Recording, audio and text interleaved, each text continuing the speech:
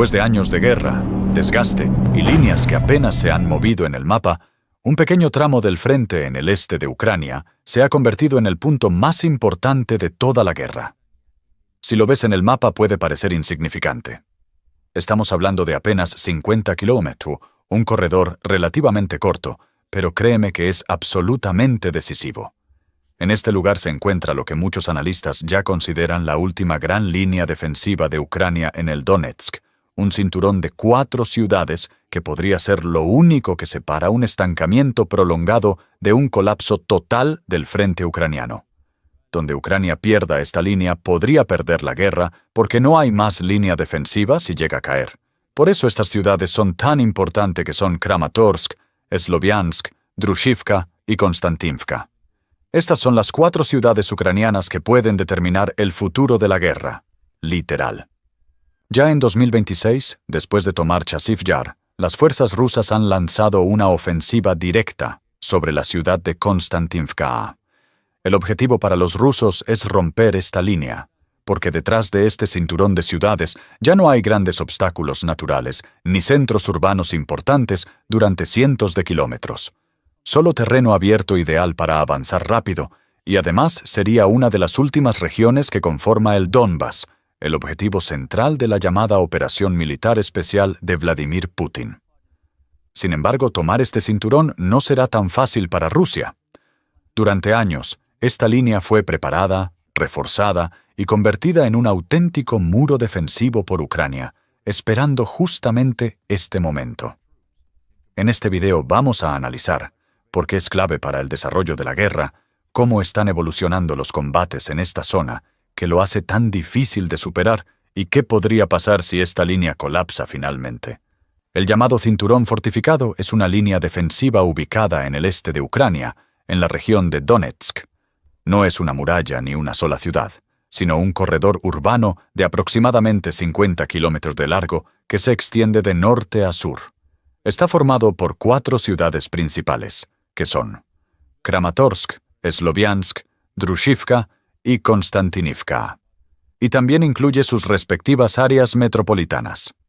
Básicamente en el mapa a simple vista pueden parecer ciudades bien separadas e independientes, sin embargo están extremadamente cerca unas de otras. Esto no es algo habitual que suele pasar en otros países. La distancia entre estas ciudades es de apenas 10 o 12 kilómetros. En algunos casos incluso es menos. Esto hace que sus zonas periféricas prácticamente se toquen. Es decir, no hay grandes espacios vacíos entre ellas, no hay campos abiertos prolongados, sino una continuidad casi constante de zonas urbanas, industriales y suburbanas. En la práctica, esto transforma a estas 4 ciudades en algo muy distinto, una especie de megaciudad fragmentada, un bloque urbano continuo que, visto desde el punto de vista militar estratégico, funciona como una sola gran posición defensiva. Esta es una de las cosas que las hace tan difíciles de conquistar, porque en vez de tener que conquistar una ciudad aislada como ocurrió en Bakhmut o Avdiivka o Chasiv-Yar, cualquier fuerza atacante se enfrenta aquí a una cadena de ciudades conectadas entre sí, sin pausas reales, sin espacios para reorganizarse. Es una batalla urbana extremadamente extensa, donde los drones juegan un papel muy especial por sus ataques y estos hace que avanzar difícil. Pero no nos adelantemos, este corredor no está compuesto solo por estas 4 ciudades, sino también por las múltiples localidades más pequeñas, barrios y zonas industriales que amplían aún más esta continuidad urbana. Todo esto suma capas adicionales de complejidad al campo de batalla. Y verás, antes del comienzo de la guerra en 2022, esta zona tenía una población combinada de cerca de 400.000 personas. De hecho, desde la época soviética, esta región del Donbass fue diseñada como uno de los principales centros industriales de toda la Unión Soviética, y posteriormente de Ucrania. No se trataba simplemente de desarrollar ciudades aisladas, sino de construir un sistema productivo integrado, donde cada núcleo urbano cumplió una función específica dentro de una misma cadena. Por ejemplo, Kramatorsk se especializaba en la fabricación de maquinaria pesada, Sloviansk en el procesamiento de materiales y productos químicos, mientras que toda la región se apoyaba en los importantes depósitos de carbón cercanos. Pero lo más importante no era solo qué producía cada ciudad, sino cómo estaban conectadas. Para maximizar la eficiencia, el modelo soviético impulsó una planificación centralizada que priorizaba distancias cortas entre centros productivos. Los trabajadores debían vivir cerca de las fábricas y las materias primas debían moverse rápidamente entre distintos puntos del sistema. Por eso se desarrolló una red de transporte extremadamente densa para la época, líneas ferroviarias, carreteras principales y rutas secundarias que conectaban directamente estas ciudades entre sí, formando un corredor continuo de actividad industrial. Y bueno, a pesar de la caída de la Unión Soviética en diciembre de 1991, estas ciudades ucranianas siguieron creciendo, se expandieron y sus periferias comenzaron a acercarse unas a otras. Hoy gran parte de esa infraestructura industrial está dañada o directamente destruida, pero desde el punto de vista militar estratégico sigue siendo extremadamente relevante. Edificios, fábricas, vías férreas, carreteras, depósitos, todo puede ser utilizado como cobertura, como punto defensivo, como posición de combate. Otro detalle clave es la orientación de esta línea. El Fortress Buelt está alineado de norte a sur, lo que lo convierte en una barrera natural frente a cualquier avance ruso que intente moverse desde el este hacia el interior de Ucrania. Y más allá de lo ancho que es el frente, las opciones para cruzar hacia el este no son tantas como uno podría suponer. Al norte de este sector se encuentra el río Oskil, que ya de por sí limita ciertas maniobras y canaliza los movimientos de las tropas. Más al sur y atravesando esta región está el río Siversky Donets, uno de los obstáculos naturales más importantes de toda la guerra. Cruzar estos ríos ha demostrado ser extremadamente difícil y costoso en vidas y equipamiento a lo largo del conflicto. Más allá de la enorme concentración urbana, este cinturón aparece como la mejor opción de Rusia para poder avanzar hacia el oeste e incluso hacia Izium o Kharkov. Y para entender por qué esta línea es tan importante en esta guerra, tenemos que mirar justamente hacia el oeste. Y es que una vez que se supera este corredor urbano, el terreno cambia radicalmente, las ciudades grandes ya desaparecen, la densidad urbana cae drásticamente y lo que domina el paisaje son campos abiertos, llanuras agrícolas y terreno mucho más uniforme, un poco de naturaleza. Militarmente esto puede ser una sentencia de muerte o una ventaja. Este tipo de terreno es mucho más difícil de defender para los ucranianos. No hay edificios, no hay estructuras, no hay cobertura natural suficiente para frenar un avance enemigo de forma sostenida. En cambio, es ideal para maniobras rápidas, especialmente para fuerzas mecanizadas apoyadas por su fuerza aérea. En otras palabras, si Rusia logra romper este cinturón de ciudades, el camino hacia el oeste de Ucrania se vuelve mucho más accesible para ellos, planeando una buena jugada. Y no son solo unos pocos kilómetros, sino que en algunos sectores no hay grandes centros urbanos que puedan actuar como nueva línea defensiva durante cientos de kilómetros, prácticamente hasta la zona del río Dnieper. Para las fuerzas rusas, básicamente es una pasarela que les permitiría ganar cientos de kilómetros muy rápido. Es justamente por esto que esta línea de defensa es tan importante. Ahora miremos hacia el este de este cinturón urbano y situémonos en este momento de la guerra. Verás, después de años de guerra, Rusia ha ido empujando lentamente la línea del frente hacia esta zona. Y aunque ese avance ha sido costoso y lento, lo cierto es que hoy se encuentran lo suficientemente cerca como para lanzar ofensivas directas contra este cinturón. Ya en diciembre de 2025, las fuerzas rusas lograron una victoria clave con la captura de la ciudad de Pokrovsk y de Chasibar. Esto tras más de un año de combates extremadamente desgastantes. Por ejemplo, la ciudad de Pokrovsk no solo era un punto logístico fundamental para Ucrania, sino una de las últimas barreras antes de este corredor urbano junto con Chasibar.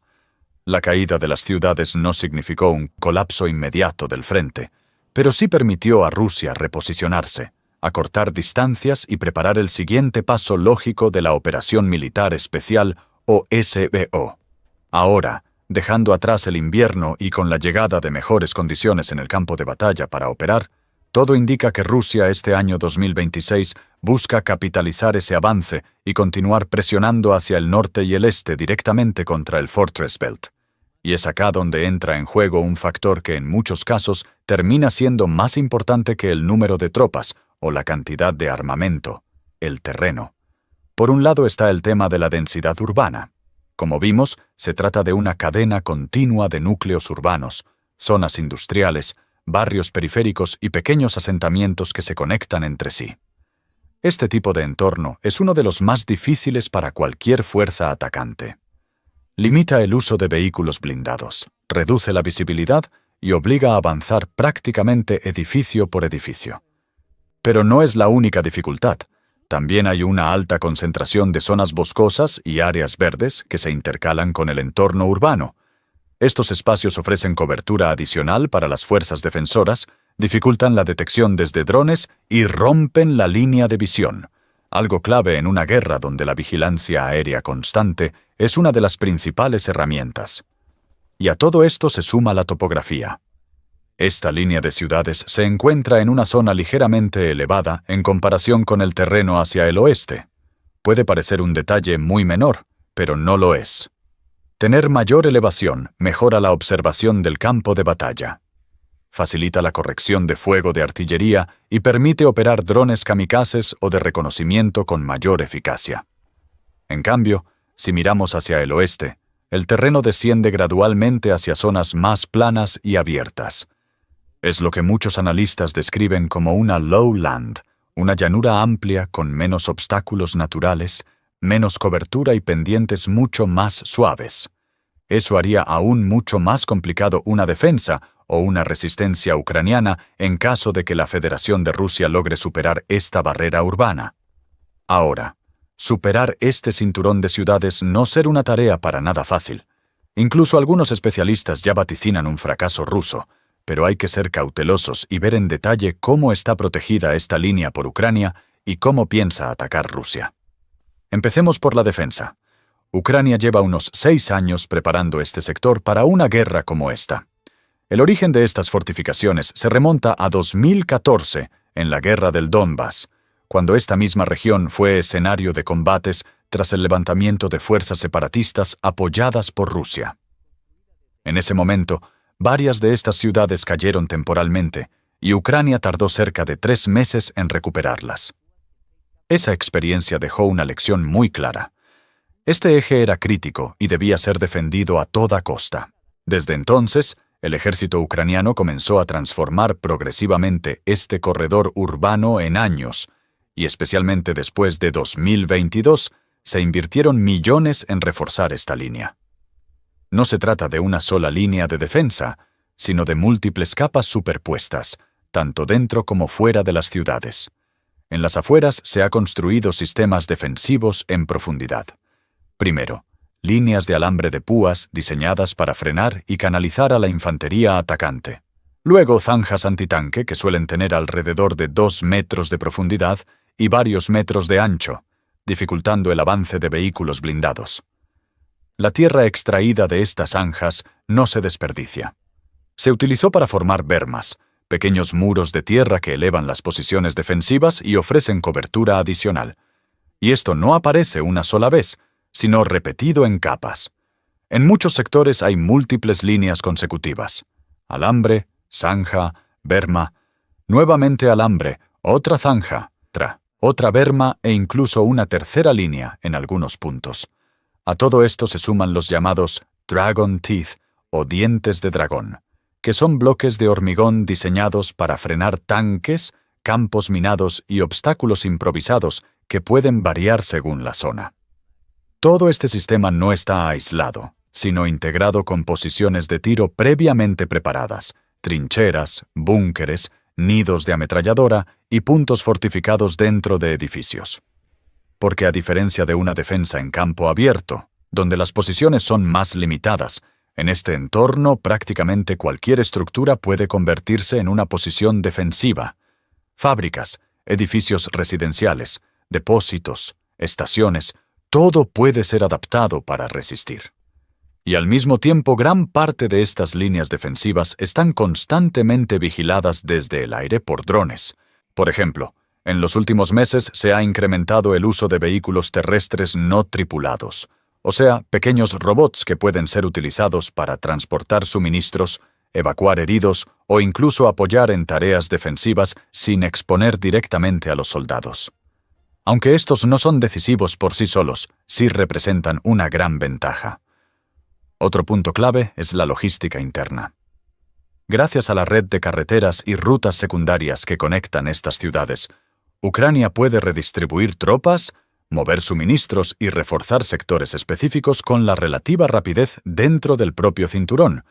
Y justamente por esto, Rusia no está intentando romperla de forma convencional.